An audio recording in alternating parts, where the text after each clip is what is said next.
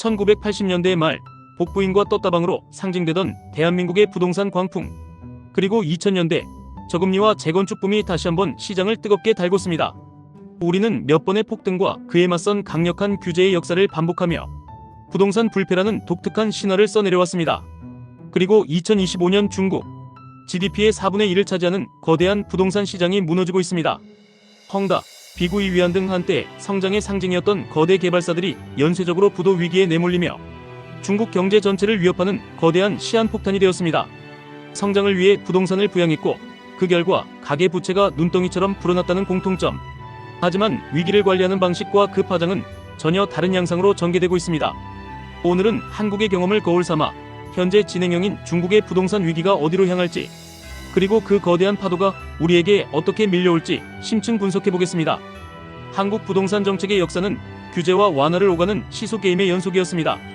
노태우 정부의 주택 200만 호 건설과 토지공개념 3법은 공급 확대와 투기 억제라는 양날의 칼이었고, 노무현 정부는 종합부동산세 도입과 LTV 그리고 DTI 강화를 통해 강력한 수요 억제책을 폈습니다. 반면 글로벌 금융위기 이후에는 경기 부양을 위해 규제를 완화하는 모습을 보이기도 했죠.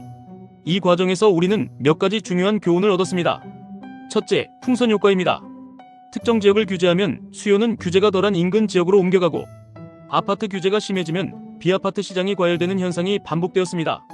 둘째, 정책의 시차입니다. 정책이 발표되고 실제 시장에 영향을 미치기까지의 시간 차이, 그리고 정권에 따른 정책 방향의 전환은 시장의 불확실성을 키웠습니다. 무엇보다 가장 큰 유산은 가계부채입니다. 집값 상승기에 영끌과 비투가 유행하며 GDP 대비 가계부채 비율은 세계 최고 수준으로 치솟았고, 이는 금리 변동에 취약한 한국 경제의 아킬레스건이 되었습니다. 중국의 상황은 한국보다 훨씬 더 구조적이고 심각합니다. 지난 수십 년간 중국의 고속 성장은 사실상 부동산 투자라는 거대한 엔진에 의존해왔습니다.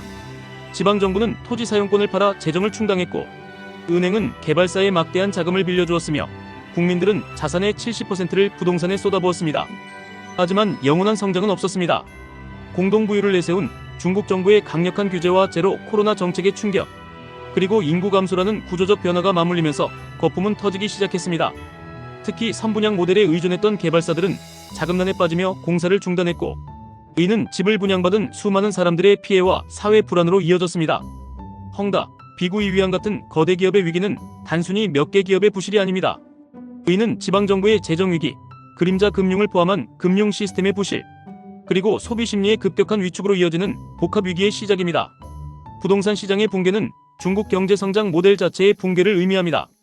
그렇다면 중국 부동산 위기는 우리에게 어떤 영향을 미칠까요? 첫째, 실물 경제 충격입니다.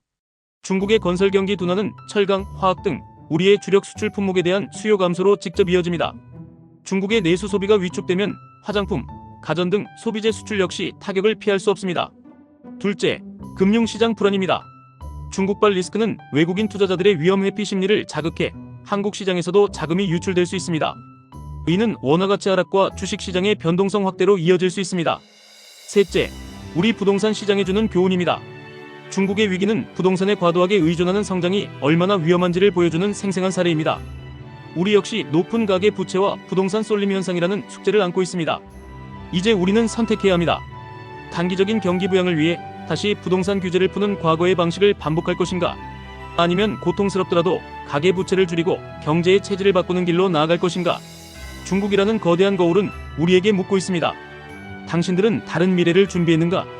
영상이 재밌으셨다면 좋아요, 댓글, 구독 부탁드립니다. 감사합니다.